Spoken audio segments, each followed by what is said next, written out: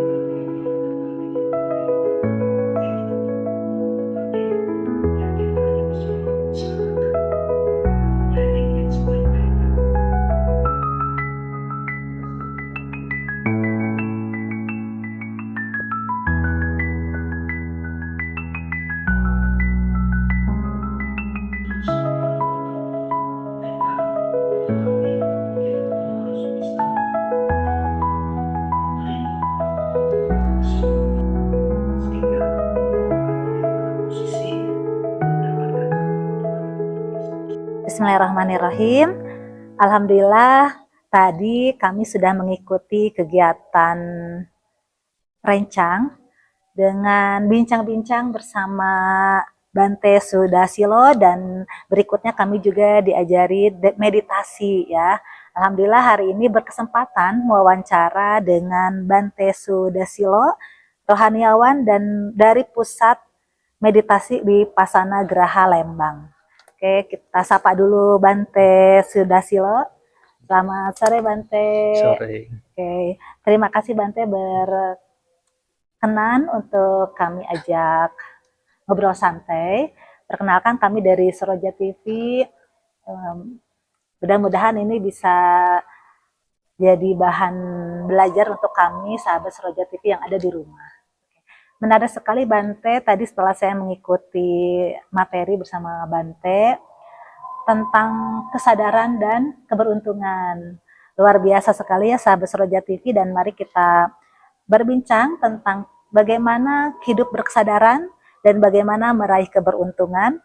Karena satu langkah kecil menuju kesadaran bisa mengubah seluruh arah hidup kita. Oke Bante, mohon izin tentang kesadaran nih Bante. Saat ini kami sebelumnya pernah juga ada pembahasan bersama sahabat Soroja TV bahwa misalnya untuk self care atau untuk mengatasi kecemasan, narasumber kami mengatakan bahwa kita itu harus hidup berkesadaran. Nah, ini dari Bante nih, dari pandangan Buddha, seperti apa sih hidup berkesadaran? Hidup berkesadaran, mindfulness. Secara harfiah, mindfulness adalah berkesadaran. Artinya dalam kehidupan ini kita sebisa mungkin tahu diri, tahu posisi, tahu kehidupan kita ini sendiri. Nah, seperti misalnya setiap manusia memiliki peran fungsinya masing-masing di dalam masyarakat. Kita harus bisa berperan sebaik-baiknya di dalam masyarakat itu.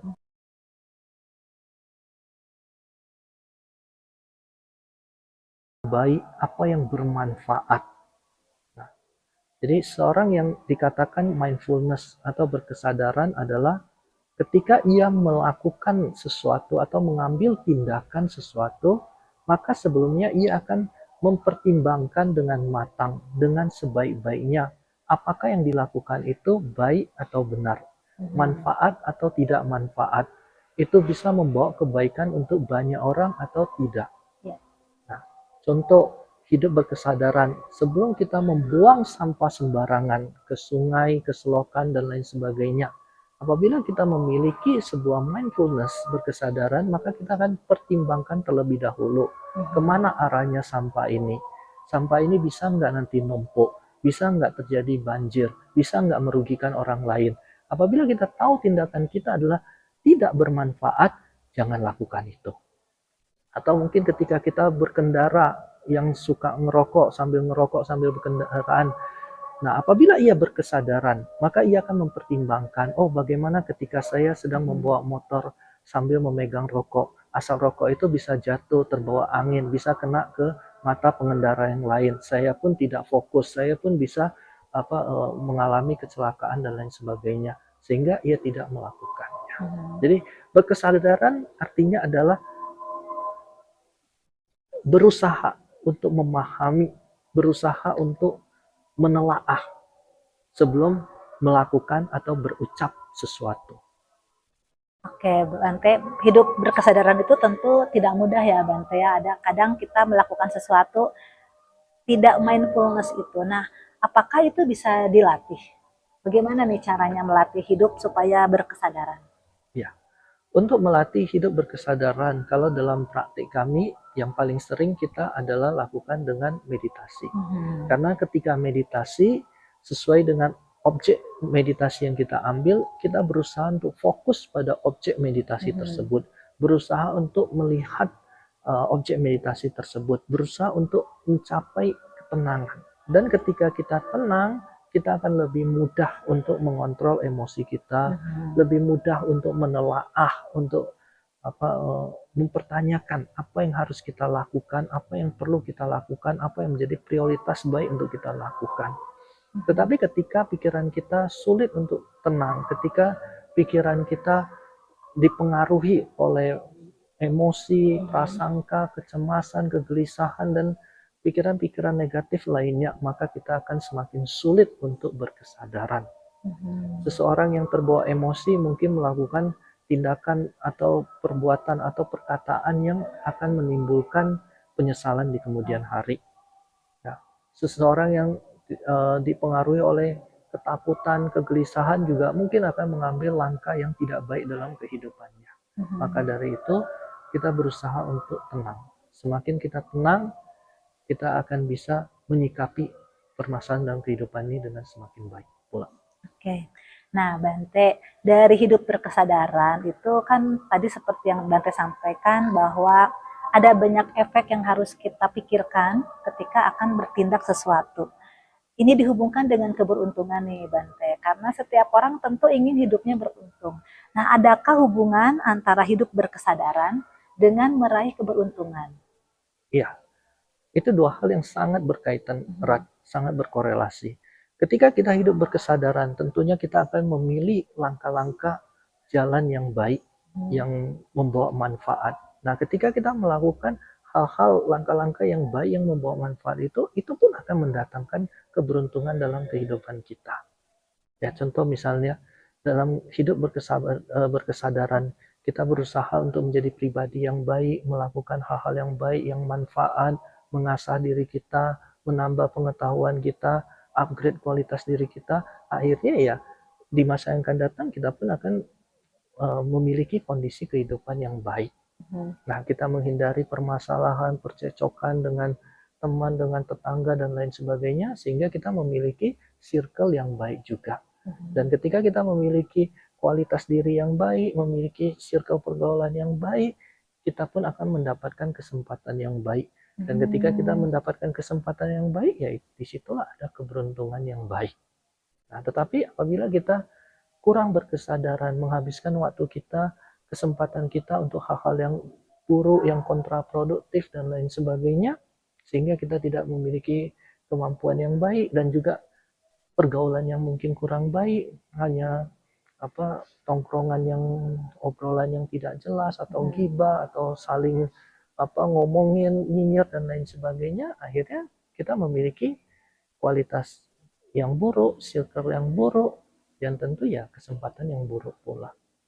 Jadi segala sesuatu itu adalah saling berkaitan, saling berhubungan.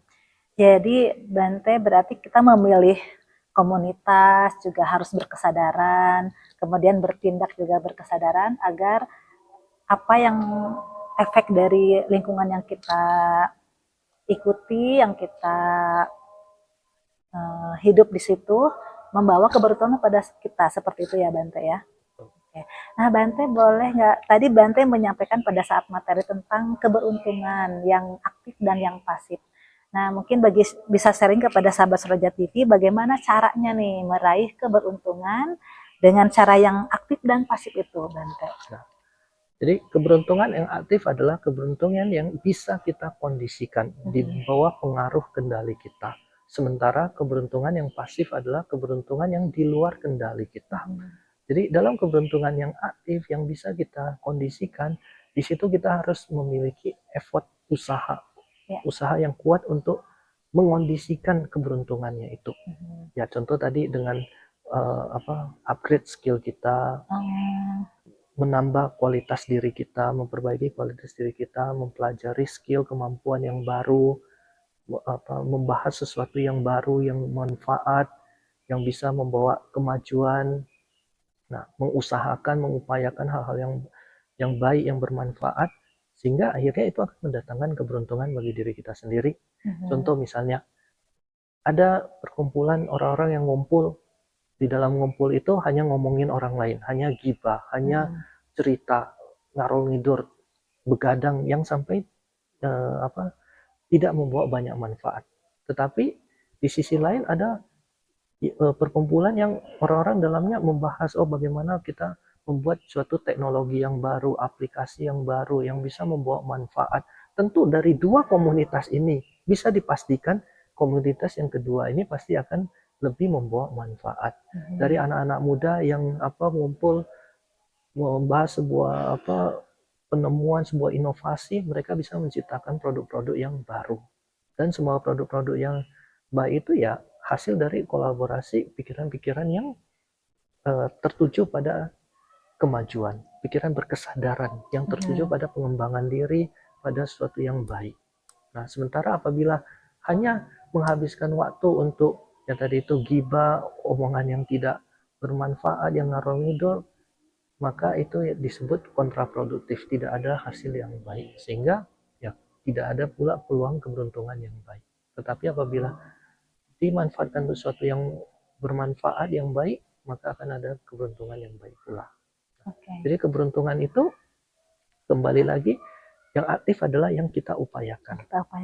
Dengan kita menambah skill kita, menambah pengetahuan kita, mungkin pengetahuan dalam hal-hal yang baru. Ya kalau misalnya contoh gampang seperti kita berkumpul ibu-ibu, kadang ada yang hobi masak, saling bertukar pikiran dalam memasak, akhirnya komunitas itu bisa jadi komunitas yang bisa memasak. Bisa membuat kue. Masing-masing bisa membuat kue, yang pinter buat kue ngajarin yang lainnya, akhirnya ibu-ibu itu menjadi pada bisa buat kue. Dan pada bisa buat kue mungkin ya pada bisa usaha, pada bisa memajukan perekonomian keluarga masing-masing. Tapi kalau ibu-ibu kompleks itu ketemu cuma ngomongin tetangga, ya hasilnya ribut semua nanti. Masya Allah. Jadi dari kesadaran untuk saling memberikan efek positif, kemudian insya Allah akan memberikan keberuntungan seperti itu ya, Bante, kurang lebih seperti itu. Nah, tentang keberuntungan aktif dan pasif dalam agama Islam itu ada istilahnya takdir mubram dan takdir mu'allaq. Jadi ada takdir yang kita upayakan, ada takdir yang sudah diberikan oleh Tuhan. Bante, satu lagi nih, sekarang ini kan banyak orang yang sedang menghadapi kesehatan mental, kecemasan, kemudian gangguan pikiran. Tadi oleh Bante disebutkan bagaimana pikiran kita itu bisa mempengaruhi tindakan kita dan bisa mempengaruhi juga keberuntungan kita. Nah, ini bagaimana nih pandangan dari Bante, bagaimana tentang hidup berkesadaran ini sebenarnya bisa membantu kita untuk terhindar dari tantangan-tantangan psikologi seperti stres atau cemas berlebihan dan hal-hal negatif lain yang mempengaruhi pikiran buruk pada diri kita. Jadi dalam hidup ini memang banyak sekali masalah, beban yang mungkin kita hadapi. Ada sebagian orang yang tangguh, kuat menghadapi permasalahan-permasalahan tersebut. Tetapi ada juga orang-orang yang kurang mampu, kurang tangguh dalam menghadapi masalah tersebut.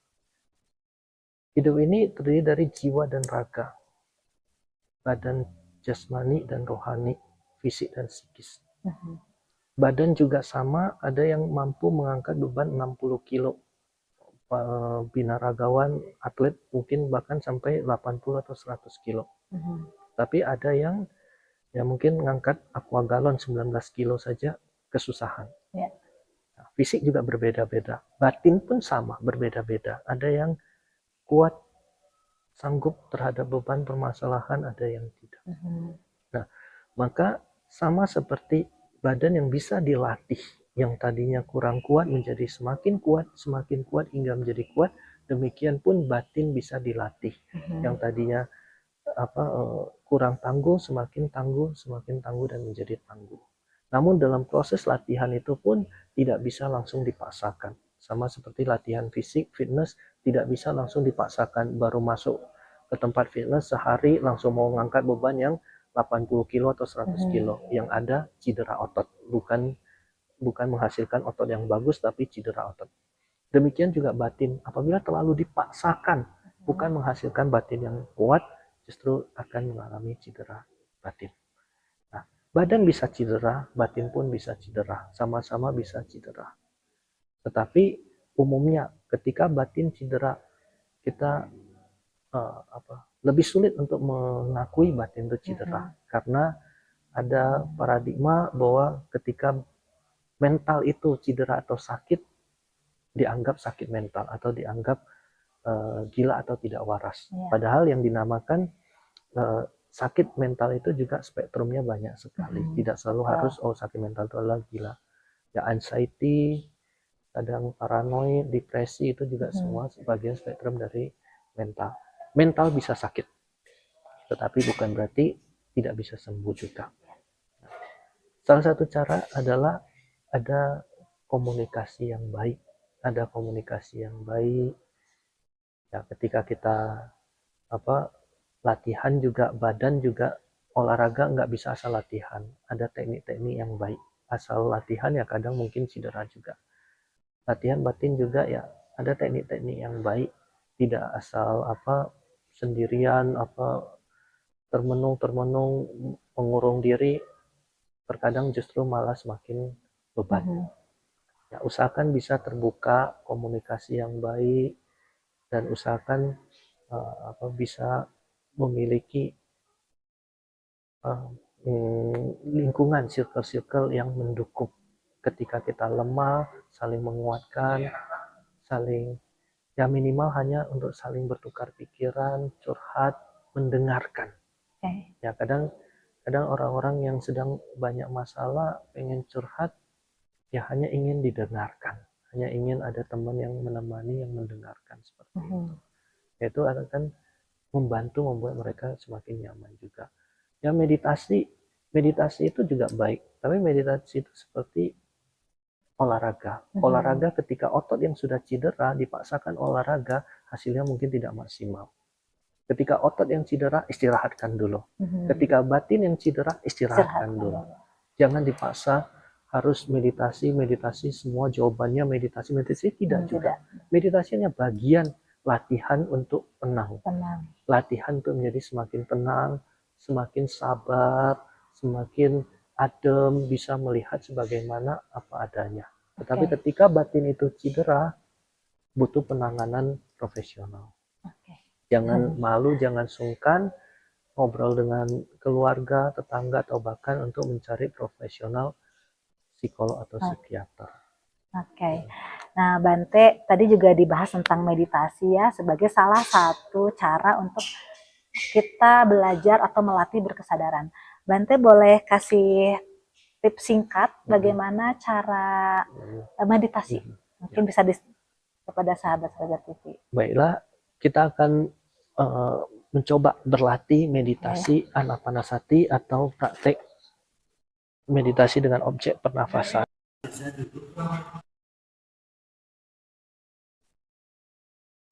Tetapi sebelumnya kita harus sama-sama sepakat bahwa meditasi ini bukan sesuatu yang bersifat klinik, bukan sesuatu yang bersifat syirik, bukan sesuatu yang bersifat magis atau sesuatu yang bersifat supranatural. Tidak. Meditasinya hanya bagian dari bagaimana kita melatih diri kita untuk tenang saja.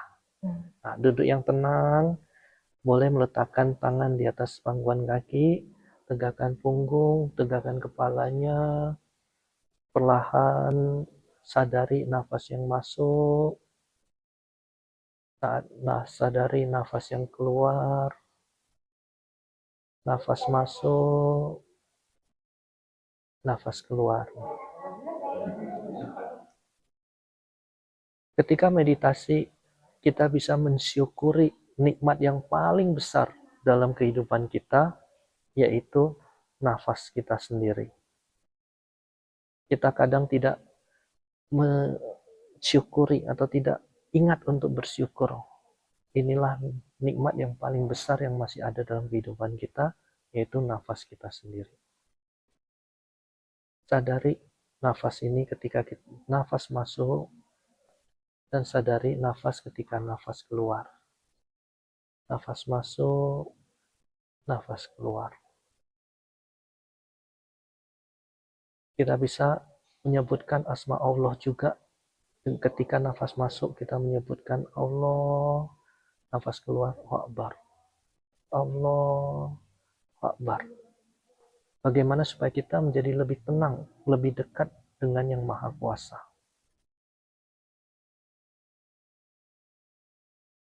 Agar batin kita lebih damai, lebih nyaman. Rasakan nikmat syukur yang ada. Nafas yang masih ada ini.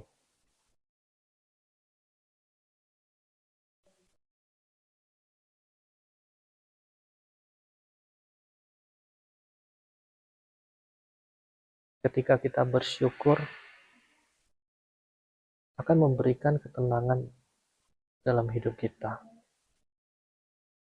Ketika kita tenang, akan membawa kebahagiaan dalam hidup kita.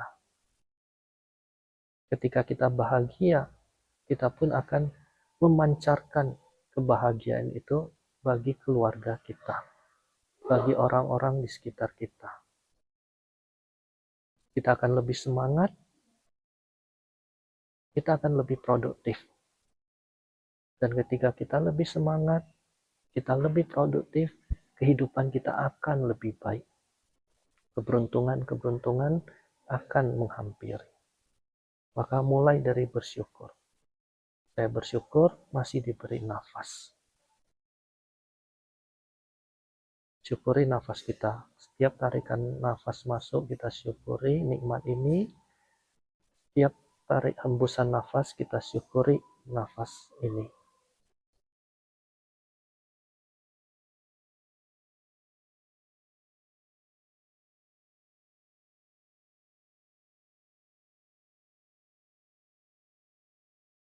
Masya Allah, terima kasih nih Demikianlah Bante. secara singkat dalam Iya. meditasi. Mudah-mudahan ini bisa dipraktekkan oleh sahabat Roja TV di rumah. Terima kasih Bante sudah memberikan kami informasi, juga ilmu tentang bagaimana hidup berkesadaran, bagaimana meraih keberuntungan. Insya Allah ini sangat bermanfaat bagi kami. Ada closing statement mungkin dari Bante, pesan untuk kami dan juga pemirsa sahabat Roja TV agar hidup berkesadaran. Hidup berkesadaran adalah tahu apa yang menjadi manfaat dan apa yang menjadi tidak manfaat. Maka berusaha dalam kehidupan ini agar kita senantiasa menjadi manfaat, menjadi berkat bagi orang lain. Minimal dalam hidup ini jangan sampai diri kita menjadi bencana, menjadi musibah yang menyusahkan, merugikan orang lainnya. Oke. Terima kasih Bante atas kesempatan waktu juga ilmunya. Terima kasih Mas Dapa juga sudah menemani. Ini ada perwakilan dari panitia Rencang. Terima kasih atas waktu dan juga semua hal.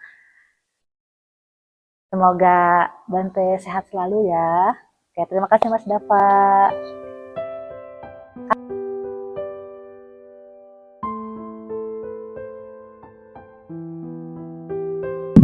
Sahabat Suroja TV, hidup adalah pilihan.